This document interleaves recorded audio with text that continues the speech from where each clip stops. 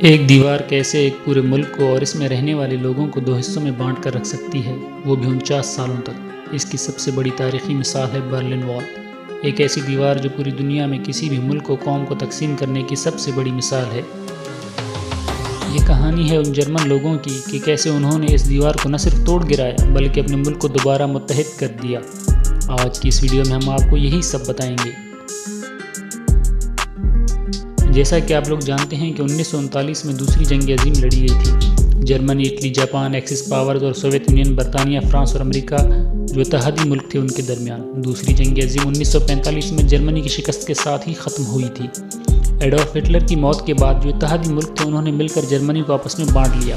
مشرقی Germany Soviet union کے control میں دے دیا گیا۔ نقشے میں موجود باقی 3 حصے برطانیہ، فرانس اور امریکہ نے آپس میں بانٹ دیے۔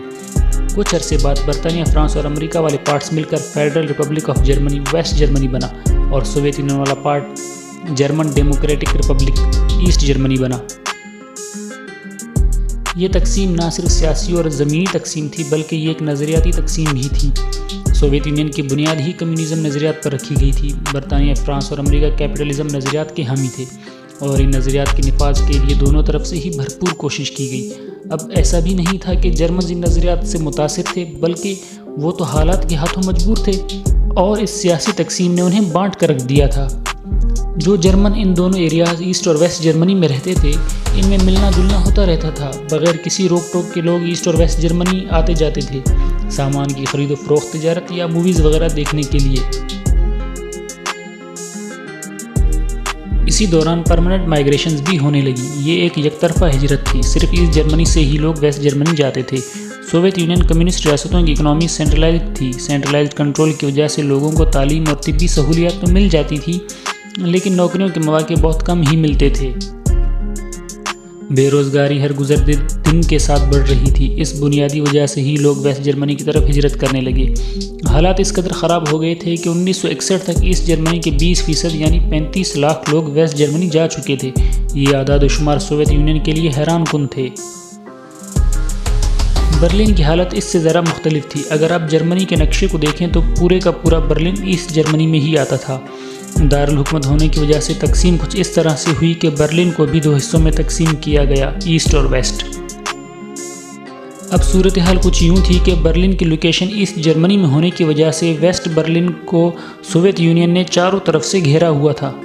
جب ایسٹ جرمنی کے لیڈر والٹر البریچٹ نے سوویت یونین سے دریافت کیا کہ اس صورتحال میں اب کیا کرنا چاہیے، سوویت یونین کے سربراہ نکیتا خروشچیو نے جب امریکی صدر کو یہ پیشکش کی کہ ویسٹ برلن بھی ان کے کنٹرول میں دے دیا جائے اور امریکہ اور اتحادی اپنی فوجیں پیچھے ہٹا لیں تو صدر جان ایف کینیڈی نے صاف انکار کر دیا۔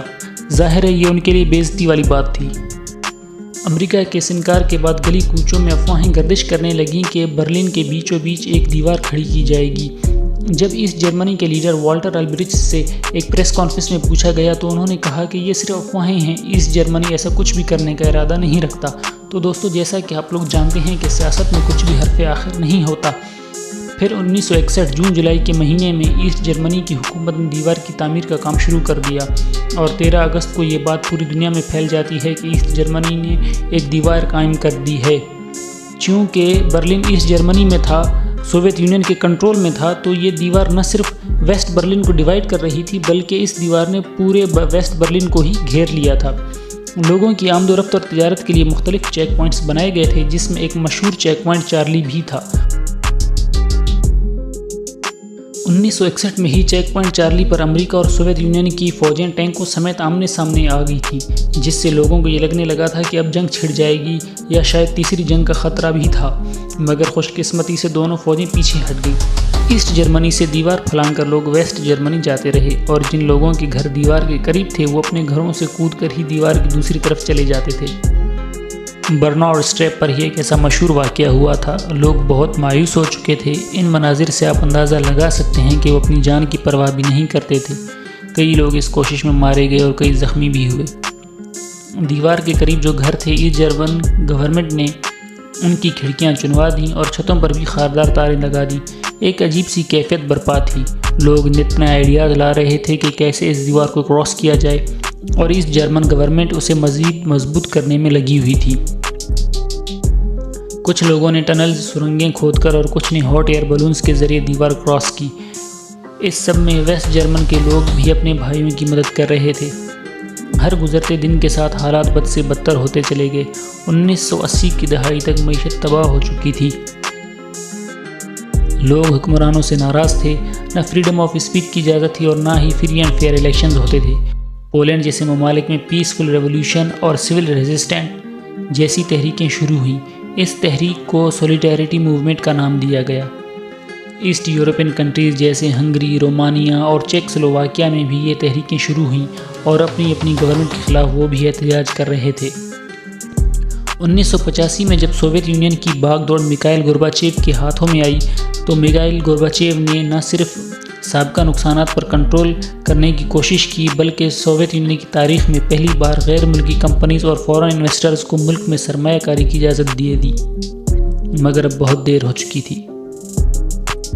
میکیورس فیلوز، یہ مشہور گیٹ جو آپ تصویر میں دیکھ رہے ہیں، امریکی صدر رونلڈ ریگن نے میخائیل گورباچیو کو مخاطب کرتے ہوئے یہاں پر ایک تقریر کی تھی۔ Open this gate.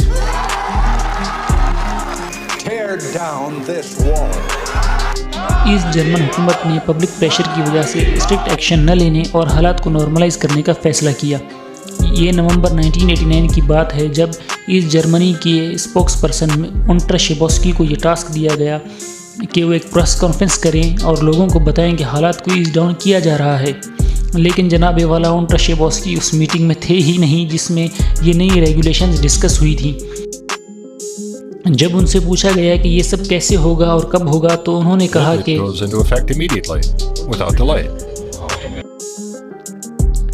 یہ سننے کی دیر تھی اور لوگوں کا جمع غفیر برلن وال کی طرف امڑ آیا۔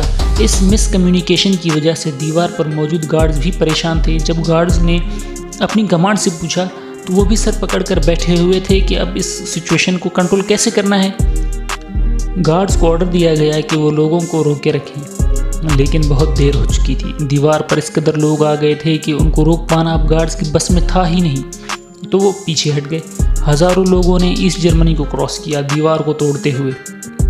مائی فرینڈز، 9 نومبر 1989 ہی وہ تاریخی دن تھا جب جرمنز نے دیوار برلن ڈھا دی۔ ویسٹ جرمنز نے بڑی گرم جوشی کے ساتھ اپنے لوگوں کا استقبال کیا۔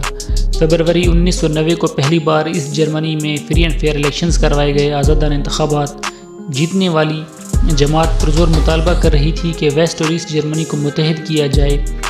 پھر 3 اکتوبر 1990 کو ایک طویل عرصے کے بعد ایسٹ اور ویسٹ جرمنی کو دوبارہ متحد کر دیا گیا۔ دوستو، جرمنی میں موجود دیوار برلن کی یہ کہانی آپ کو کیسی لگی ہمیں ضرور بتائیں، اور ہمارے چینل کو سبسکرائب کر لیں تاکہ ہماری نئی آنے والی ویڈیوز آپ تک پہنچ سکیں۔ شکریہ۔